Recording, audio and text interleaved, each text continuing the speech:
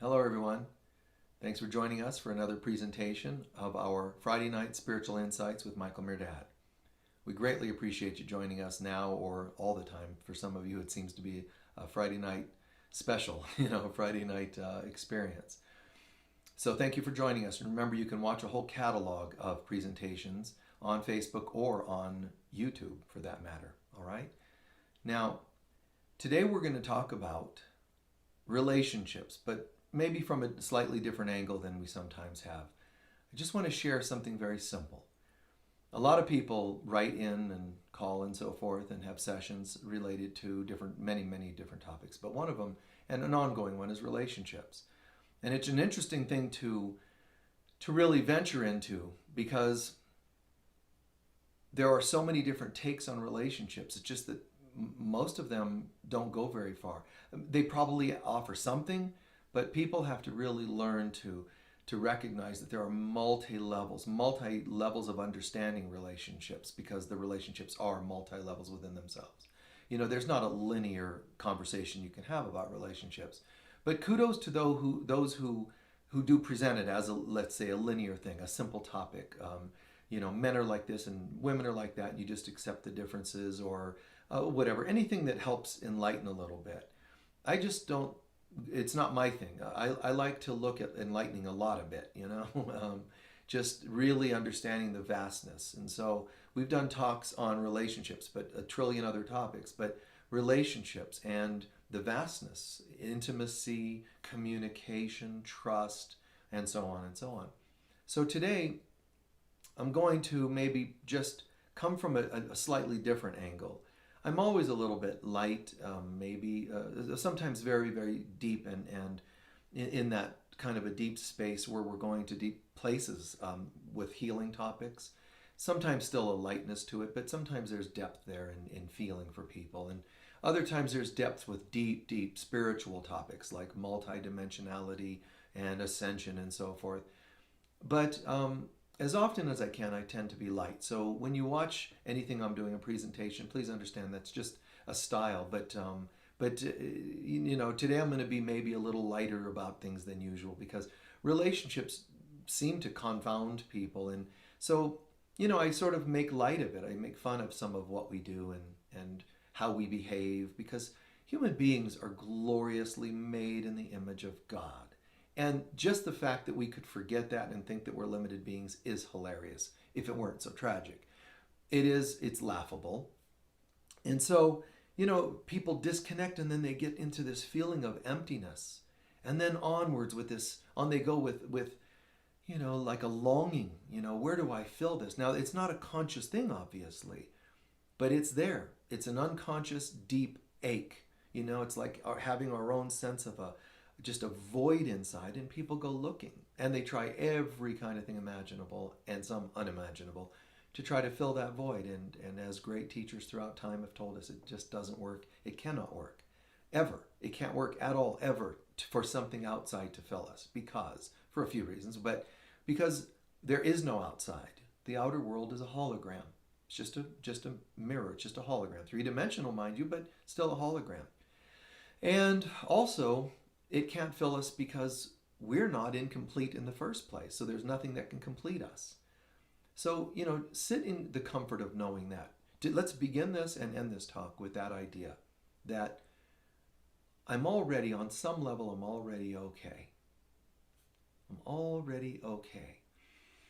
And just breathe that in. I know we don't seem okay at times. We're not saying that. But deep down, on some level, I am okay.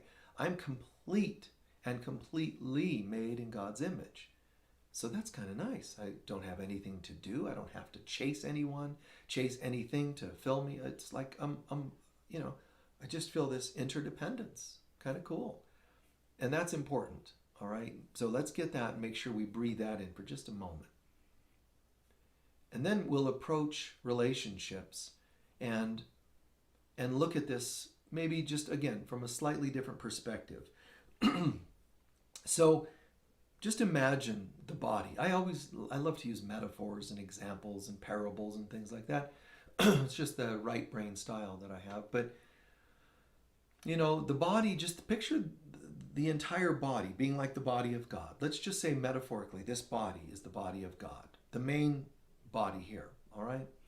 And then think of the hands, the hand itself, as being an extension, okay, of God. That's our soul. So here's God, and then here's our soul reaching out. And we look like we have shot away from or branched out or separated from God, seemingly. So we're out there and out into the universe. So in God, we are spirit. Soul, we are universal beings, meaning the soul goes out into the universe. The spirit resides in God, heaven. The soul goes out into the universe, and then the fingers extend. The fingers extend from the hand, which means, this is important, what seems like this is the collective soul, a collective of all of us. God, the collective soul, and then the fingers then would be the body. Bodies, or the body. Okay? So we're reaching out. So let's say this one, pointer finger, is you. And you're reaching out into the universe. And there's other people branching off of the collective soul that comes from God. So out into the universe we go. And then, it's important to understand that we think of ourselves outer oriented, meaning our mind and our attention is so outer oriented. We look outside to determine everything. How's my day? Depends on the weather outside. Am I with someone? Am I lonely? Well, it depends if I have someone outside in my life. And so on and so on. How much success do I have or wealth do I have? Outside, I'm going to look at my checkbook or at my stacks of, coins or whatever it is. It's stuff. So we take our attention and we look out. And all the great teachers have said, turn and look within. And there's reasons we do not do that, but we'll not go there right now. So here we are, and soul is reaching out, becoming bodies. And then at the tips of the fingers, the bodies touch other bodies, and we call that intimacy. Sexuality, intimacy, and so on. So again, keep this in mind. I'm thinking I'm a finger, and I'm reaching out. And when I go through the into the third dimension, there's a veil we go through that you can't see souls, like the deceased people that go back into the soul level of consciousness. Can't see them. But because we're out here and we're looking that way, first of all, but also because there's a veil right here. But notice how the veil seems to give us a sense or like a reality that this finger is a separate finger than this. So here we are, different people, and I'm most of all at the tips of the finger looking that way. And so it's like, oh, nice to see you. And we meet these other people and we like them, don't like them, whatever the case may be. But we think of, metaphorically, the touch of the finger is kind of like an analogy of intimacy. But what's kind of funny is you remove the veil and you realize we're all one. I don't need any other finger to give me anything. Because if you remove the veil, you'd go, wow, I had it all the time in the soul level. And we're because we think we're separate from God and our attention is to go away from God, because that's the Big Bang in the universe. Boom. So we're all flying outward, and our attention is outer oriented. When you calm and you center and you turn within to look at yourself, which of course isn't beautiful at first, not usually anyway, because when you look within, the ego has presented all these concepts, masks, and limiting beliefs about ourselves. When we look within, we start to see not just an aging face and body issues, which is enough to keep us from looking within, believe it or not. It's why it's there, to distract us with what we perceive to be less than perfection. But we turn and we look within. And inside, it's even more frightening, because inside we start to see the wounds that caused us to look the way we look. The wounds that caused us to get those stress marks. The wounds that caused us to gray prematurely. The wounds that caused us to put the extra weight to buffer things or to stay extra skinny for its own compensatory reasons. The wounds and the wounds and the wounds. Layers. And if you worked on all the current wounds, you'd find childhood wounds. And if you worked on those, you might find past life wounds or whatever you may believe in that's hidden beyond, okay? Or I should say within and beyond what we're used to seeing. So here are those different perspectives. And so people go out there and think, well, I'm going to date, but all it is, hi, nice to see you, nice to meet you. That's all it is. These are all the same. They're all part of the same soul. So when you get that perspective, it starts to make you think, really, what does anyone out there offer me? They're just giving me other perspectives of myself within my soul. Because I'm not used to looking within on a soul level of who I am, I'm out here on a body level. And so I don't want to be alone, like just hung out there by myself. So I want to meet other people, fingers, as the metaphor may be. So we get into this place and say, let's say you're the pointer finger that's determining the direction you go in your life. So you're the pointer finger and you say, hey, where am I going and what direction am I going and so on. So that's you out of the fingers. Which finger are you? This one, let's say. So on a relationship topic, it's like I feel kind of alone. I'm looking out into the universe and it feels kind of lonely. So I think what I should do is not want to deal with being alone all the time, because when I look out in the universe, all I see is the darkness and coldness of the universe.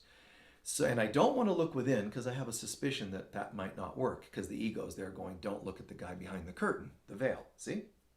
Now, little Dorothy Wizard of Oz reference. So, Oz reference. So now the finger, the pointer finger, that's you, let's say, says, wow, I'm going to just look to my side. Distractions to the side, always sidetracking. So the pointer says, wow, I think what I'm going to do is get to know this guy. Who are you? And this one says, hi there. Nice to meet you. We ought to get together, the two of us. So the pointer, which is you, says, oh, I'd like to get to know this person, date him, and they seem, kind of cool, because in palmistry, you reference the earth, water, fire, and air fingers, and then ether. So I'm going to go and meet, because I'm in my air, a little bit of an airhead right now, not knowing who I am. So I go and I meet the pinky. And I say, hey, how we doing, pinky? Nice to meet you. And the pinky says, well, I'm kind of small, but very materialistic, very earthy. So I'm a little small, so I compensate. I've got, cars and money and all kinds of stuff to overcompensate, for the littleness I feel, in who knows how many different ways. And so the pointer meets the pinky and wow, it's hitting it off. But then gets a little bored, gets a little tired, turned off with all the other insecurities going on. Sure, the money and the, the snazzy this and pizzazz that, but it's all a front, making up. So, making up for saying things. So no, I'm going to have to let go of the pinky. Okay, so now that was a little bit of a bummer. So now I think what I'm going to do is go for something else. This was a little insecure and overcompensating. So I don't like the insecure smallness of the pinky. I know what I'm going to do. I'm going to go find myself a middle finger. So the pointer goes, wow, man, longer, stronger, better, man. This is like cool. This is like, And the middle finger sells itself as, yeah, man, what are you doing tonight? It's like, hey, I'm a middle finger, man. See, earth, water, fire. So the middle finger's got a lot of fire. And the fire, eventually, you start to realize the one that seems like just a go for it, fiery,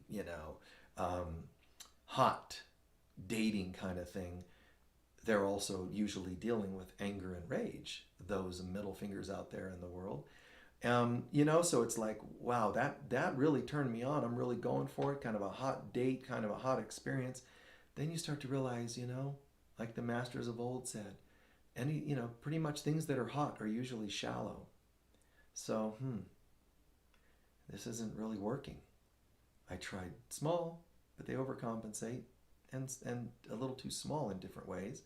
Tried larger, cooler, faster, it's just hot, man, and the rage is a turnoff. So now I feel a little bit like a failure, because I've tried what seems to be the two polar opposites types of people that are out there in the world. So what am I going to do?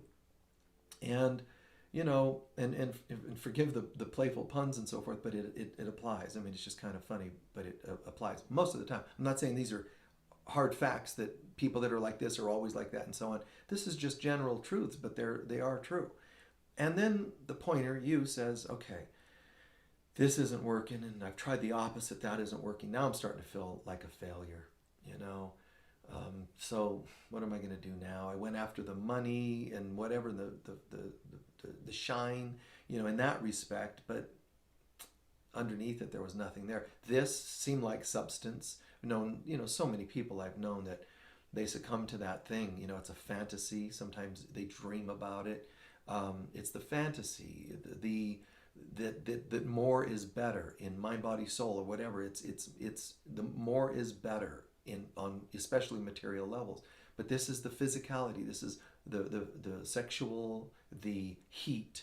More is better. So it's the more material relationship topic we're on. And more is not. It's complete is complete. More is better is still part of the dualistic world. So it's just really more to you, and it might be better to you, but it won't last because it's still not reality. So we go by the illusion. More is better. This for sure, man. Oh my God, never felt this way. Sensations I haven't felt, etc.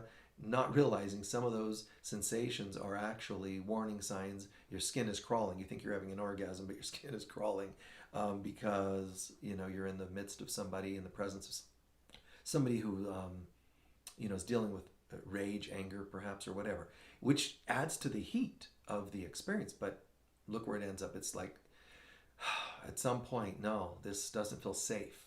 Connecting.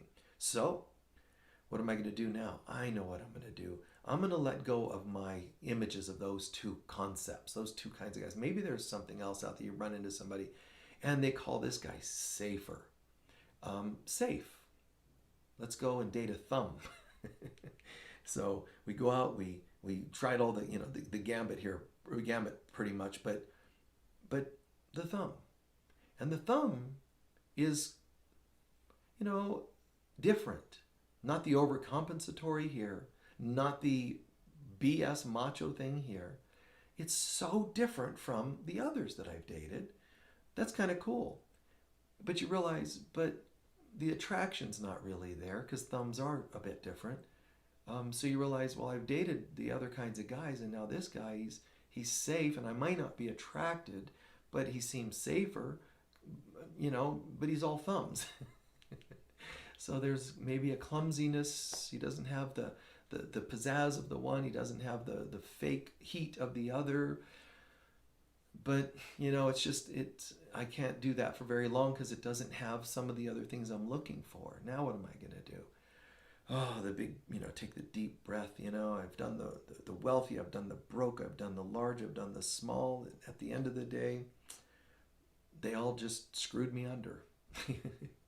All right. So what do I do now? What's left? Oh, wait, there's more. I didn't realize, oh my God, I haven't met the ring finger. The ring finger. Nice. Not too small, not too large, not too hot, not too cold, not too clumsy, not too this, that, and the other. The ring finger. And besides that, they're willing to commit. Wow, like I finally found, oh my God, all my dreams. Oh, ta-da. You know, we meet the ring finger and it's like, oh my God, I met him, the one and only. It's the perfect, you know, and I think that's fantastic. You find that person that seems a good balance, you know, but, you know, at the end of the day, it's still a finger. It's still a finger that's acting as though it has something to offer, acting as though it's something different than just another finger, and acting as though it has something to offer. Granted, in this world, relationships counselors would tell you that's the one you ought to go for. I mean, a balance, a little bit, you know, in a materialistic way, kind of a balance, but also they're willing to commit. Some people they'll say yes only based on the commitment part, because it's, again, seemingly filling a void that we don't have and that they can't fill. So, how do you like that for wedding vows? Up the aisle to the front, you take the rings and you say, today I commit and I wed thee on the premise that I will give you something that I cannot give you to help fill something in you that I cannot fill. Would you take me? I do. You know, it doesn't make any sense, but that's what we do. And, people that are asleep do that. People that are awake start to go, there's something wrong with this picture. And you might overcompensate and do no relationships because of the wounds, or because your eyes have been opened, you say, no, thank you. But what's nice is to stay in the center, not looking for things to fill you in this world, but not necessarily, especially based on hurt, running the other direction. Staying in the center, recognizing that relationships can be beautiful, committed relationships can be beautiful, marriage can be beautiful, life mate concepts can be beautiful, dating, all of the various aspects of relationship can be beautiful. They're just usually not. No, okay, sorry. They can all be beautiful. It's just in this world, people don't know how to be in the beauty of them because they're there out of emptiness trying to be filled, and it can't be done, so it brings heartbreak and heartache, acting out and hurting and selfishness and irresponsible behaviors and so on. So that's what usually goes wrong. And so even the ring finger, it leaves us in a place that seemed better and healthier. And I think kudos if you found that better, healthier, and committed relationship. Better than the others, absolutely. The others, just forget it. I mean, this one's going to give me that one's going to give me that. If you're a counselor or if you have friends that you talk to about relationships, they're going to tell you how they've had their versions of the middle finger, the pinky finger, the thumb, and so on. And of course, the ring finger. And it's not necessarily in this chronological order, obviously. Some of us go and get married first. It crashes, we get upset, and we think, hell with it all. Screw them, I'm going to go and make up for all of the heartache around this. And they go and grab themselves a middle finger, which is, you think, hot and cool and better than what this person gave you. When in fact, you're still being screwed under by that middle finger. There's a reason why it's the middle finger and why it's a fire finger. It's heat. And you go after the hot guy, girl like that, and you'll get burned. It's the way it goes.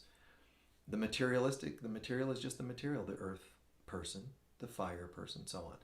Now, at the end, when you look at all this, there's still a great end moral of the story. So you sit there and you say, these are still fingers no matter which finger. Relationship workshops and books, conversations, advisors, life coaches, all family members, they think they have good advice because they're telling you a different finger they would recommend. You know what you need? You need a thumb. Good, good person, good-hearted, but a little clumsy. It reminds me of that, like Tim Allen on Home Improvements, where he's a practical guy and he's a nice guy. He's in his heart a good guy, but he's all thumbs. So you deal with that all the time. And so, there's different kinds of people, but they're still fingers. So when somebody's giving you advice, you ought to try this person, that person, date this one, that one. They're still talking about fingers. And this is a strange metaphor to be using, but the things that pop into my head are, wow.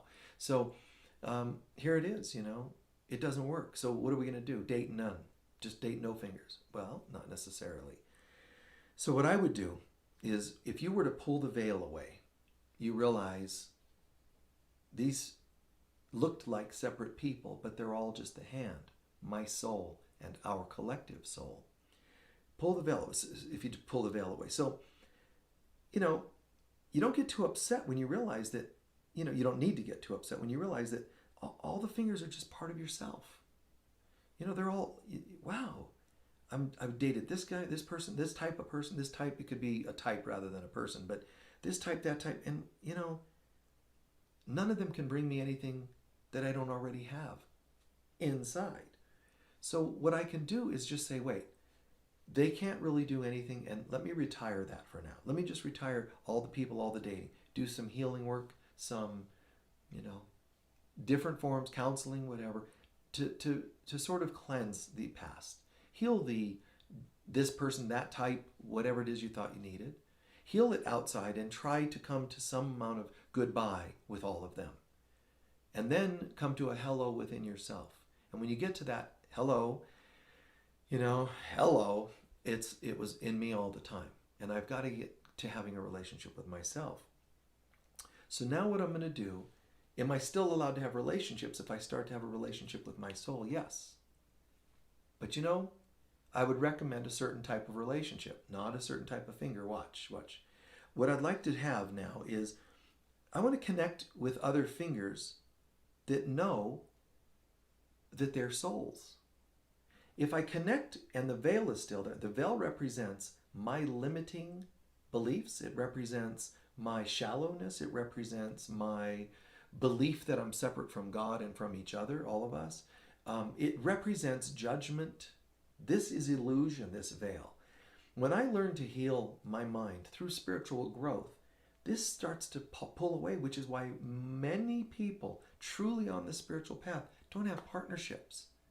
Because when you remove the veil, you go, you got to be kidding me. And that's what's happening, guys. When you find, now you could be just wounded and not dating because you're really wounded. So that's a possibility.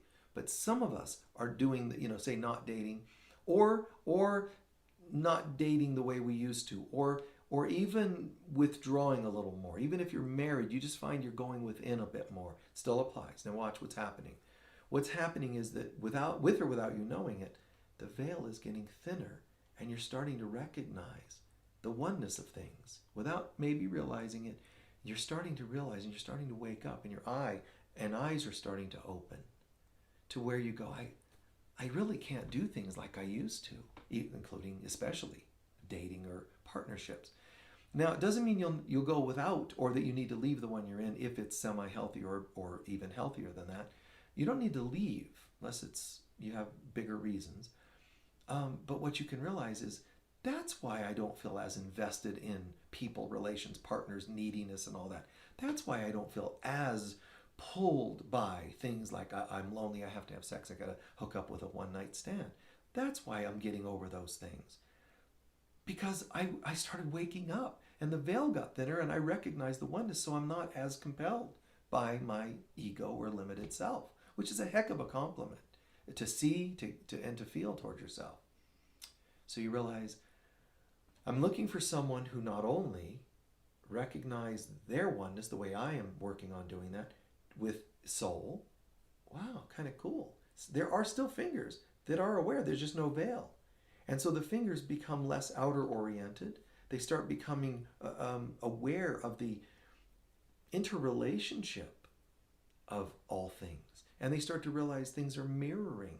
The outer of another person is mirroring something within me. So that's all really cool. So if you're going to date, you would want to date a finger that knows it's a hand. And then, more than that, I want to date a finger that knows it's a hand, but also knows how to surrender to God. Just like the neurology of the body. This hand should really only be doing things that the command center tells it to do. Hi, hold hands, hand to the face, oh, you're beautiful. It's following those thoughts, inspirations from the mind. If we use the spiritual analogy, this is God saying the hand is an extension of me. Rather than it's separate from me, it's going away from me in its soul, and then the fingers are lost and they're going out into the universe. Turn it the other way, and all of a sudden the fingers realize they're part of the hand, soul, and the souls realize that they are here to serve the greater good, the greater God, and the oneness of all things. That's the kind of relationship to look for. I don't know that this is what your mother told you when you were young. Now, honey, stay away from those middle fingers.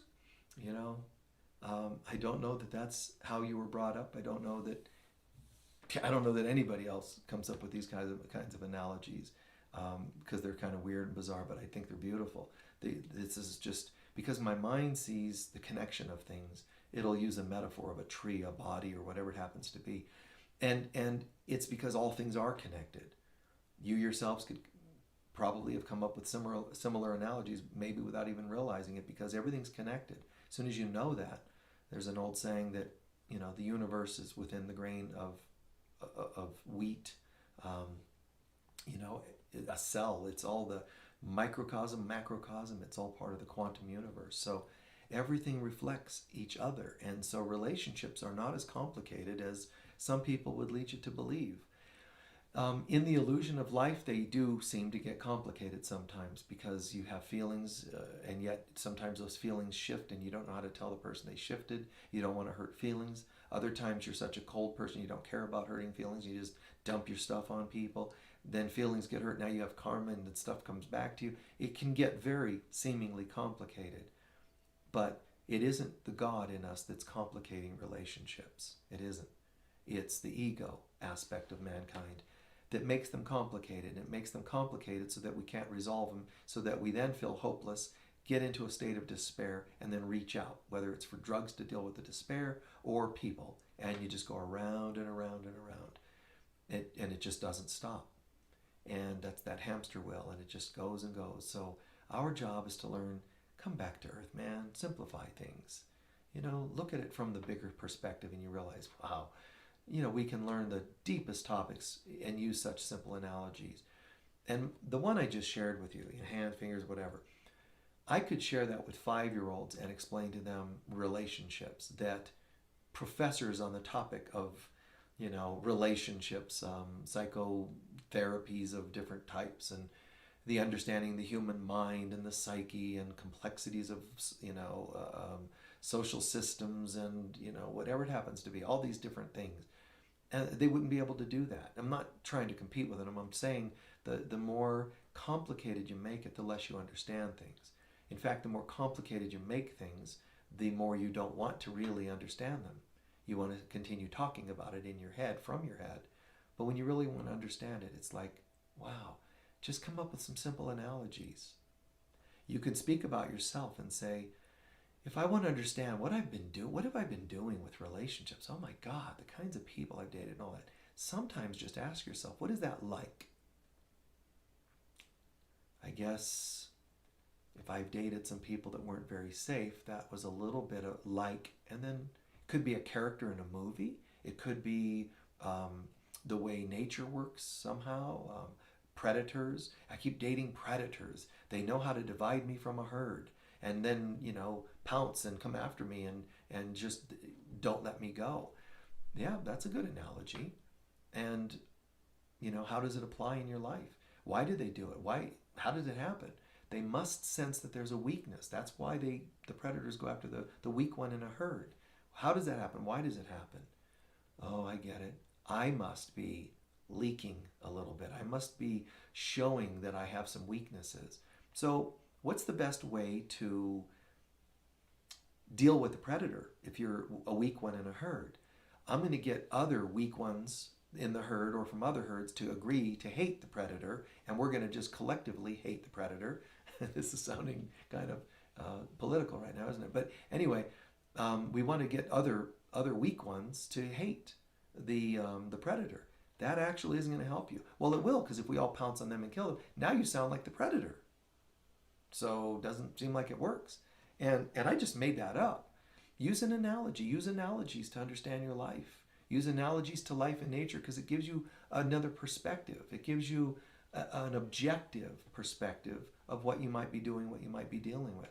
And then you say, wow, if that's not what I would want to see in nature, then how do I change that within myself? If that's not how I want to be, I don't want to be seen as the weak one in a herd. Man, that sounds kind of sick or gross or sad. I don't want to be that. Well, then you work on the wounds that made you seem sick to the predator. So healing is an inside job. It's not by extracting the predator. It's an inside job. So keep that in mind. So I pray that all of this is making sense. And keep in mind you can watch this and other topics like it or totally different topics if you like. On YouTube, Facebook, wherever you'd like to browse at these kinds of things. But I appreciate you watching, learning, sharing with me. And I appreciate all that you do by asking these kinds of questions. Sometimes you guys send in questions and all. And I can't get to them all the time right away. I do my best. But I try to keep them in the back of my mind. And then when they come around with a few people asking about a topic, or sometimes that happens and I have it in mind to do it, and all of a sudden, like right now, boom, I just go into this thing and say relationships, and it just all happens. So if ever you send in requests, they're not being ignored or denied, usually. they're just delayed for a moment because something else is happening. Okay, but I try to address whatever you guys send in as best I can. So many blessings to you guys, and remember to watch whenever you can. Every Sunday morning around 10:15, live from Unity of Sedona. Spiritual messages at that point, or the Friday spiritual insights, which are a little bit more about common day things like relations and so on. Slightly different, the two different themes on Sundays versus Friday nights. So you can watch those, and you can also watch miscellaneous topics online. So join us when you can, how you can. Peace be with you all. Talk to you soon. Bye-bye.